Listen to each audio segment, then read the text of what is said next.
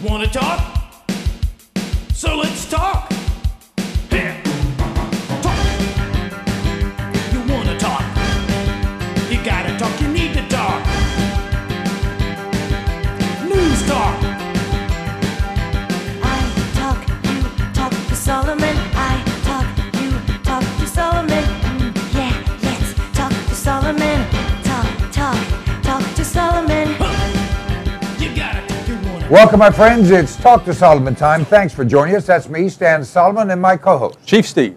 former Police Chief Steve Davis, and our guest of honor, the one, the only, but never lonely, Larry Pratt, the Executive Director of Gun Owners of America, a guy who's always packing with the facts and always ready, shall we say, to stand for justice and the American way. Larry Pratt, how are you? I'm doing real well, and I'm especially delighted that a great friend of Gun Owners of America, gun owners in general, has become, for practical purposes, the congressman-elect down in a district outside of Houston, Steve Stockman, who showed his stuff. The one term he served back with the class of '94, then he got redistricted big time, and he's now got a district where they're not going to get rid of him for at least another 8 years. This guy is so proactive that he's able to take on even his own party leadership. In the one term that he was in, he introduced a bill to overturn the Clinton gun ban. And the Republicans were still kind of shell-shocked from years of propaganda. They believed what they read in the Washington Post, even though they hated the media. And, you know, one part of their brain knew that the media lies like a rug, but the other part, when they read something about themselves, it must be true. And so they knew, quote unquote, that gun control was a killer for them, and they just didn't want to bring up the measure. And Dick Armey told us, Steve Stockman and myself, in his office when he was majority leader, you're going to get a vote on this over my dead body. Well, I'm glad that he's still alive, but we did get the vote because Gingrich understood something. And he told the caucus, and of course Stockman was present for this discussion, said, we've got to bring this up promptly. If we don't, Gun Owners of America is going to beat us up in our districts. And of course, that's exactly what we were going to do. And he knew that also that the bill wasn't likely to make it in the Senate because of the likes of spineless men like Bob Dole, who was the Republican leader. But nevertheless, we saw what Steve Stockman is willing to do. And now, unless God has other plans, he's going to be there for at least 8 years. And Mr. Boehner, you better get used to moving to the right. Well, let me say amen to that particular prayer and add, certainly Ted Cruz will be the next senator from the great state of Texas. And you may or may not know, Jessica Bradshaw won the runoff. She is now the nominee. She's as much pro-gun as anyone. And you'll love her new motto. You ready for this, Larry Pratt? What's that? It's time for a woman with balls. Well, so maybe if she gave one to the president, she'd still have two. If she gave one to the president, he'd have none. Not unless Michelle let him use his for a minute or two. Well, that's true there. I'm hopeful that gun owners, now that they're excited about Texas, will add Jessica Bradshaw to the list of 100% pro-gun Republican nominees that they can. Thank you for reminding me of that. Yes. Right. Now, I don't know about Jessica's district, but Stockman's is 70% Republican. So when I said he's really the congressman-elect, that's no kidding. Well, Jessica is in a district that is not majority Republican, but Jessica is a pro-God, pro-life, pro-gun, proactive Hispanic woman. And tell me, am I missing something? Is that something the Republicans could use? Well, I think she and Cruz could make the sort of the duo down there in that case, and that actually he might be able to help her because I think he's going to run very strong. Well, I unquestionably agree with you. Her district is number 34. It's right on the border with Mexico. And she's been there. Is that down there. by Laredo? Brownville, Texas. Okay. Corpus Okay. Christi, that area. I'll certainly look into it. Right, and I know that, in fact, she's going to come to D.C., and I'm going to call your office to see if you can have a chance to talk with her. All right, let's go to the next step. And the next step is certainly that the Republicans have successfully dropped the ball on Fast and Furious. I'd like to know why. I think there's probably still some of that notion that if they talk too much about guns, that somehow that's not a good conversation for them to be having. I share your perception. The only possible explanation that's not stupidity, which is the name of the party, is that, well, we don't have a nominee yet, and so he's not really, but he is in charge of his own narrative.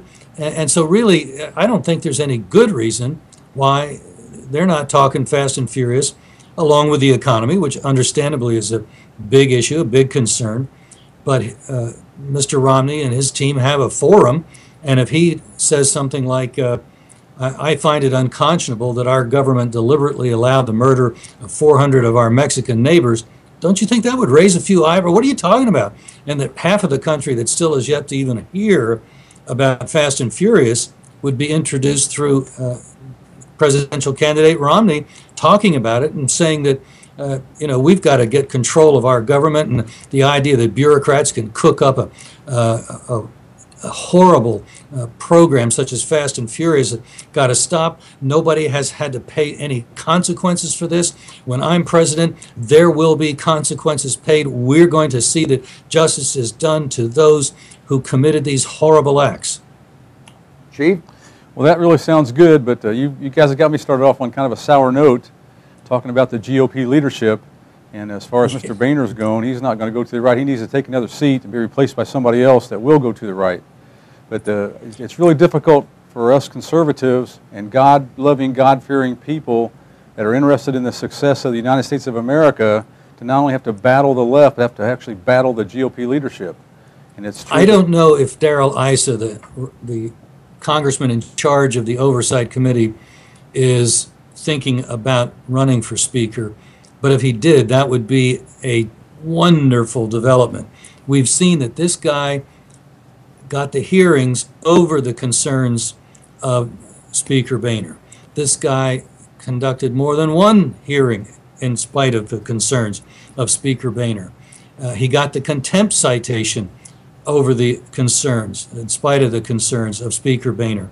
And so who knows if he's interested in challenging Boehner, or if he thinks he can operate and get the caucus to move with him to the right.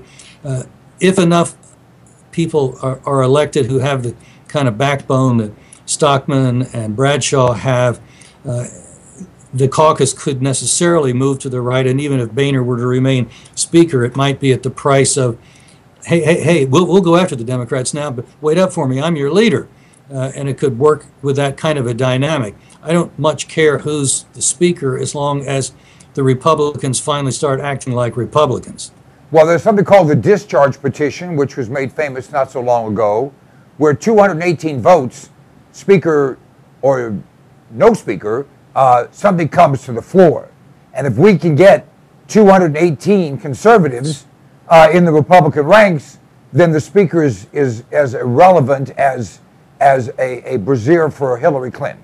All right, I didn't say that. That would probably be a good question to ask candidates now that you mention it. And we'll look into that, because there are many of them that have yet to be surveyed. There's some where they haven't even had their primaries yet, or they may be just getting their questionnaires now that the primaries are over. So a good thing to be talking about. Well, something else is that we already know that Barack Obama is unbendable. He's going to go as far left as he possibly can. We can do nothing about that other than get rid of him. But on the right, I believe that Mr. Romney is bendable, and we need to put pressure on him to bend him in the right direction.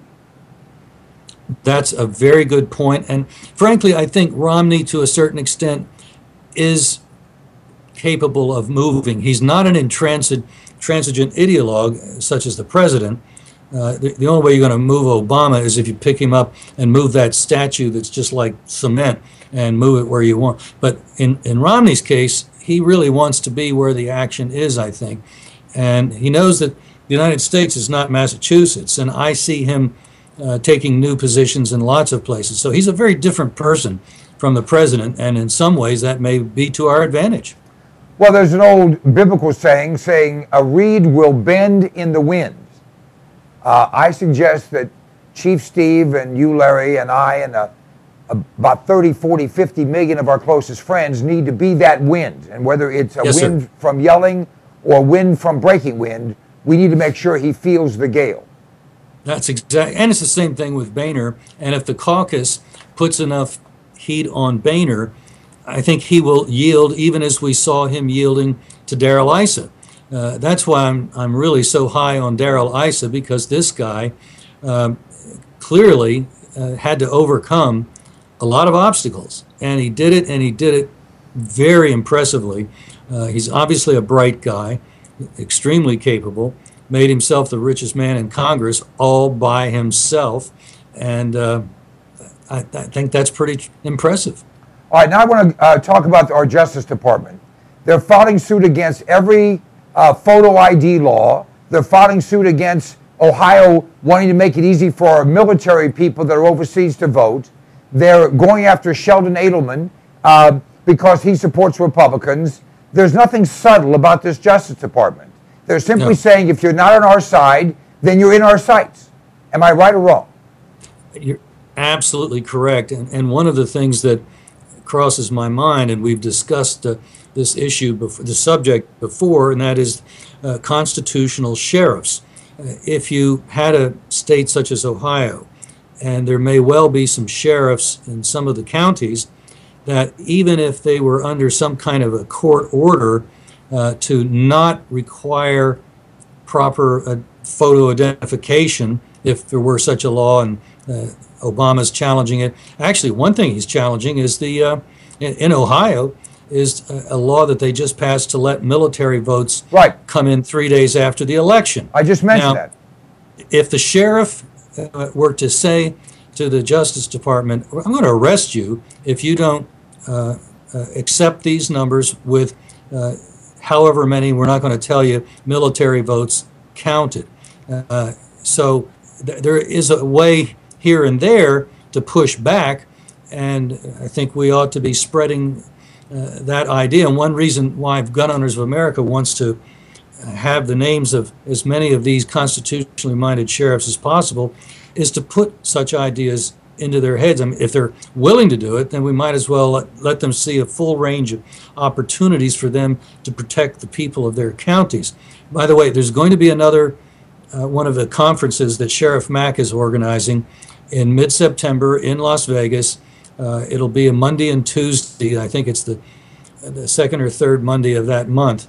And they're going to have more sheriffs there, more educating them as to what their duties are to intervene, interpose, not just that they have the power, but they really should if we're going to maintain our constitutional republic.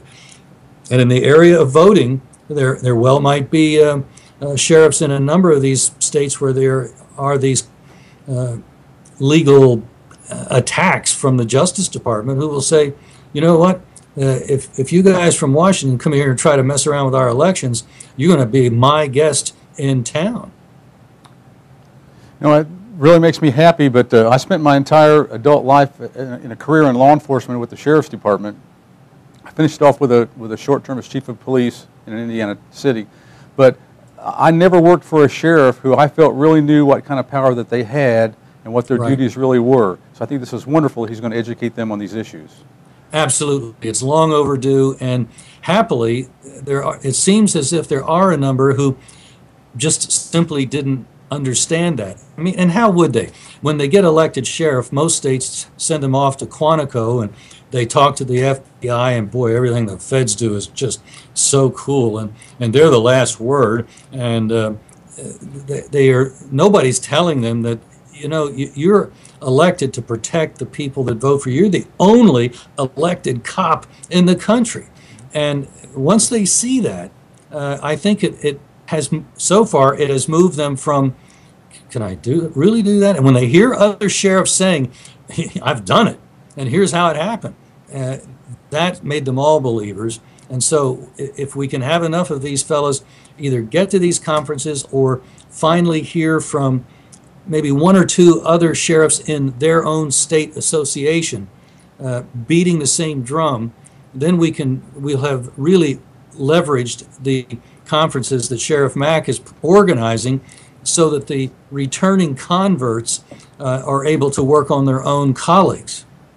I think there are somewhere in the neighborhood of 4,000, 5,000, maybe 4,000 and change sheriffs. So that's a whole lot of folks that need to be educated. But I want to take time now. It's well over 3,000. There's 3,600 counties in the country. All right. And the state of Connecticut has no sheriffs. They unwisely did away with them. They've neutered them in New Jersey, and 2 of the 3 counties in Delaware don't have a actually the one rural county, Sussex, has a constitutional sheriff.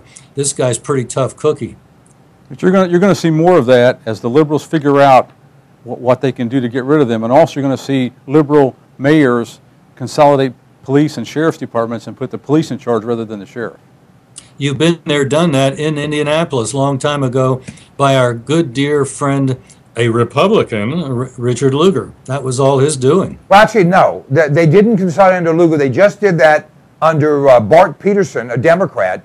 Before he came in. That was just before the current Greg Ballard, the current sheriff. But that was done under Bart Peterson, that consolidation. But the sheriff was in charge until the Republican took over, who put it back under control of the city police. Yeah, he could have, but he didn't. All right, let's talk about, and again, we talked about this last time. I'm going to talk about it again because now we've had another instance, another inexplicable, horrendous carnage using firearms, where a guy who has been identified as a white supremacist, former Army sergeant, killed 6 people at a Sikh temple. Some say, well, he confused Sikhs with Muslims. No, he was a white supremacist. He's now dead, thank you. And white supremacists are mostly morons. A few of them are, have had the lobotomy already performed. But the fact is, these were not quote unquote white folks. So the white supremacists would feel comfortable, doing harm. But I back up. He was in psych ops in the military. The last killer from the Batman movie was under the care of a psychiatrist taking psychotropic drugs and was studying that in his college. I am firmly convinced of 3 things. 1, both of these guys were manipulated. 2, both of these guys were triggered because they're trying to get gun control to become an issue. And 3, this is going to happen again and again and again until they pass, or at least try to pass, gun control. And based on the Boehners of the world and the Lugars of the world who are still in their offices, they'll get it passed. Your thoughts? Well, there's something that's in common with the last 2 shootings, and actually I think pretty much would describe Loeffner in general terms, the Tucson shooter. First of all of these mass murders since the imposition of gun-free zones have occurred in gun-free zones with one exception, and that was Congresswoman Gifford's town hall meeting. And since that was a bunch of Democrats, it was a de facto gun-free zone because Democrats just don't do guns, and certainly not Tucson Democrats. But the thing that's interesting is that the last 2 shooters, the one in Colorado, registered Democrat. The one in Wisconsin has been described as neo-Nazi. Well, Nazi stands for National Socialist. These are people of the left. These are not champions of liberty. They are, in whatever horrible way that their mind works, probably trying to do what you're talking about. They certainly are full of hate, which is another characteristic of the left. The left is characteristically racist, so it's not at all surprising that the bad boy in Wisconsin I think you're quite right, assuming that he's a racist. He certainly didn't go closer to home and shoot up a bunch of white people. He picked people of color in a funny-looking religion, and that was his victim of choice. So I think it's worth hammering the fact that these shootings come from the left. That's where the derangement is. That's where people cannot cope with reality. And some of them go and end up doing things like this. But doggone, we should not allow the media, the Democrat media, to pin the tail on us. We're not that kind of animal. That animal's a donkey. And thank you very much. I'm an elephant. So I'm not accepting it, and none of us should, and we should be quick to point out that these shootings are done by your side. Well, of course, as far as the liberals are concerned, anyone who does wrong is on our side. If you think back of that cab driver who slashed, or the guy who slashed the cab driver in New York, a lib, but that doesn't come out. Just, now Bloomberg wants a 5-day waiting period on butter knives. Here's what we have to understand. There is a both above the board and below the board movement to disarm America, because America is the last vestige of a country that cannot be taken over by executive order, by edict, by a meeting of the Security Council, or whatever other power group there is. And this is not a liberal power group. We like to, talk about liberals because they're mentally retarded. I know you can't say that. They're stupid. But the fact is, I want everyone to wake up to understand that, as has happened in other countries around the world, it's on, and they're desperate, and they're in a hurry. They're going to try in every and any way possible, using whomever they can use, and they certainly have a useful idiot in Obama, to disarm America. Well, I was asked by the media after the president indicated he'd like to go back to the Clinton gun ban, that the kind of guns that the murderer had don't belong in, they only belong in the hands of the military. And I said to the various talk show hosts and media representatives who were interested in our response to that, I said, I am so glad the president has said that, because now I'm more confident than ever that he's going to lose, and lose big, because he's touched the third rail of American politics.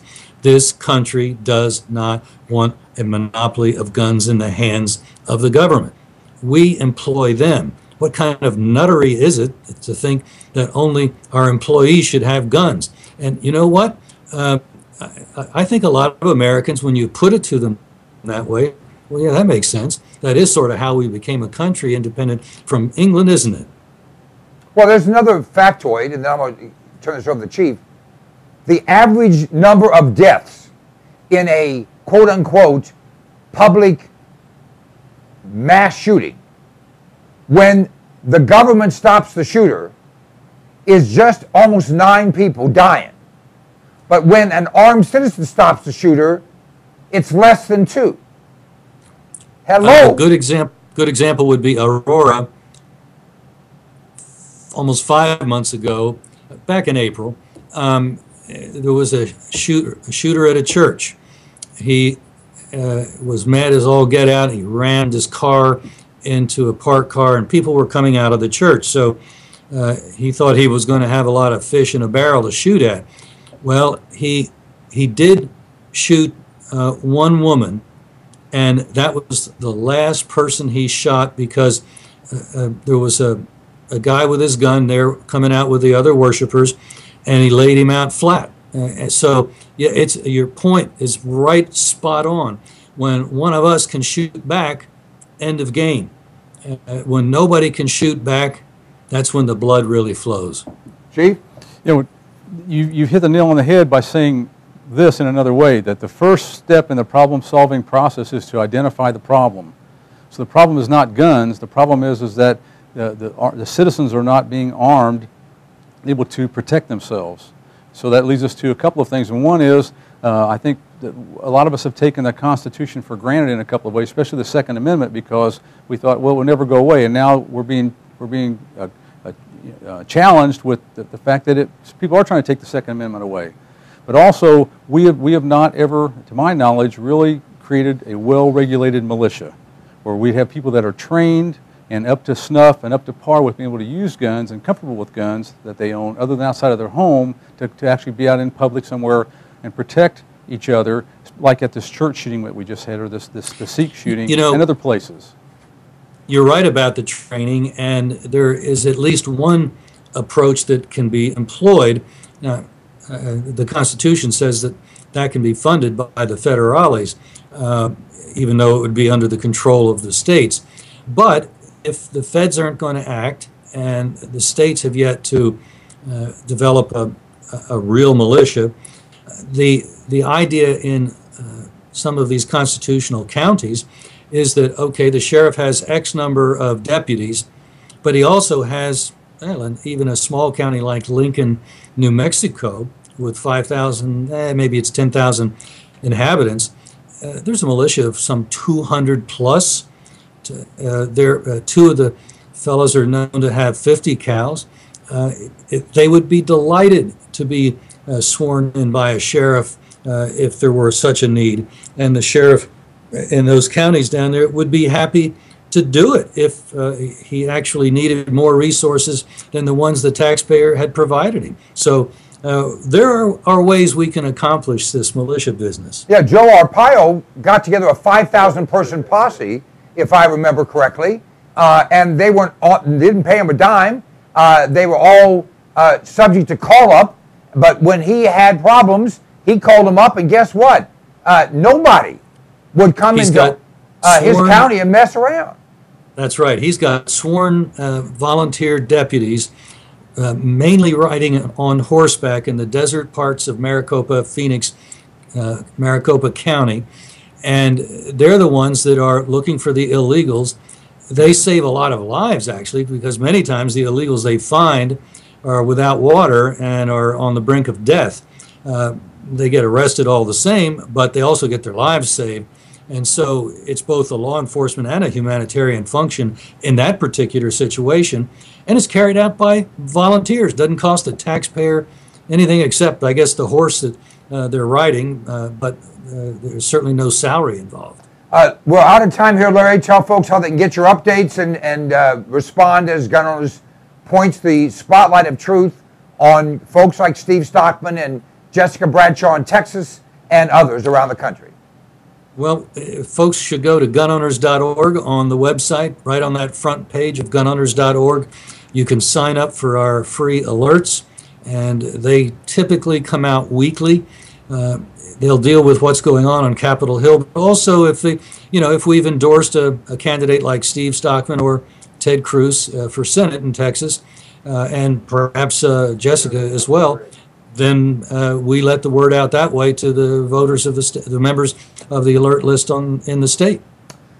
Larry Pratt, again, an informative half hour. Thank you so much for your time. Look forward to seeing you in a couple of weeks. Thank you so much for having me on. Keep at 'em. We'll be right back. Thank you.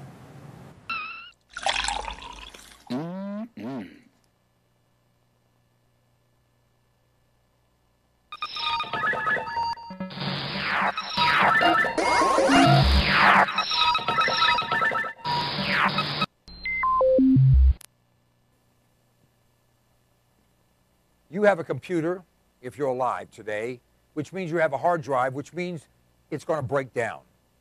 Mozy, the backup people, for thousands, for Stan, for thousands of people, for tens of thousands of people, is simply common sense. You go to cpnlive.com, click on the icon for Mozy, the backup people, and sign up. It's just a few dollars a month. Let me tell you something. We had a break-in. They stole our whole computer. You know what? When they take the computer, you can't recover anything, but we had Mozy. We had the backup. We were able to restore everything simply by buying another computer. cpnlive.com, click click on the icon for Mosi to Backup People and give yourself common sense, peace of mind, great value, the best thing you've ever done. Sooner or later, it's going to be. Mosi, the Backup People.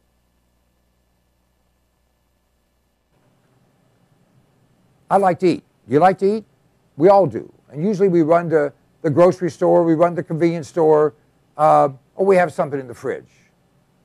But power's been out in parts of this country in the last few weeks. We don't know what's going to come down the pike economically. Smart people are putting in food. Alpine Air Gourmet Reserves is a line of foods that you can put away that will last for a very long time. You know, they say eat what you store and store what you eat. This is great tasting stuff, healthy for you, a full line. You go to our website, cpnlive.com, and click on the button for Alpine Air Gourmet Reserves and see all the different things we have. This is good tasting food. It's reasonably priced. It will last. And it's worth its weight in gold if a problem arises. I know you don't think there's going to be anything that goes wrong. Actually, you do. This is smart. This is smart insurance. This is smart preparation. This is smart thinking. You have kids, you have a spouse, you have parents, you have dependents, you have an appetite. All those things can be addressed by a frugal but smart investment in Alpine Air Gourmet Reserves. Try them out. You will be tickled to death with the taste of them. You know what? In many cases, people start to eat this and they think, heck, this tastes better and costs less than what you're going to the grocery store to buy. cpnlive.com, check it out. Let me ask you a question. Do you like being sick? I have in my hand an incredible product. It's called TR10 Supercolloidal Silver. TR10 stands for a trace to the negative 10th power. The particles in this silver product are 6 to 8 angstroms, 6 to 8 10 billionths of a meter. Now listen to me. Silver has been the magic bullet for all of human existence. The Egyptians used silver instruments. We use silverware. They put silver in your teeth because nothing can grow on silver. Silver will kill anything but liberalism. I'm working on that. This product, you go to cpnlive.com, buy 1 quart of this product. It will last you for a very long time. Anytime you feel like you've been exposed to something bad, take some of this product, spray it in your mouth, or take a little bit and gargle it, swallow it. It will kill any pathogen. The average antibiotic kills 10 to 20 different pathogens. This product will kill 700 plus. Do yourself a favor, do your family a favor, do your doctor a favor. He's tired of seeing you. Get Supercolloidal Silver. Go to cpnlive.com, order the product. It's $29.95 plus shipping. I think it's $39.95 delivered any place in America right to your door. It's worth 10 times that. Check it out. If you're not 100% happy, just return it and we'll give you your money back.